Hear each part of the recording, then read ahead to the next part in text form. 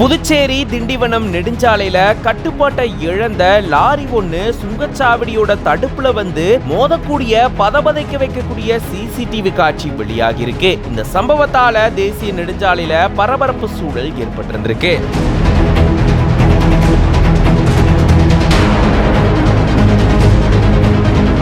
கடலூர் மாவட்டம் வடலூர் பகுதியை சேர்ந்தவர் துரைராஜ். இவரு கடலூர்ல இருந்து பெருமுக்கல் கிராமத்தில் இருக்கக்கூடிய குவாரிக்கு மணல் ஏற்ற போயிட்டு மறுபடியும் அதிகாலை கடலூர்ல இருந்து வானூர் வழியா புதுச்சேரி திண்டிவனம் தேசிய நெடுஞ்சாலையில வந்துட்டு இருந்திருக்காரு. அப்பதான் திடீர்னு மொரட்டாண்டி சுங்கச்சாவடி பக்கத்துல வரும்போது ஓட்டுநருடைய கட்டுப்பாட்டை இந்த லாரி இழந்ததா கூறப்படுது.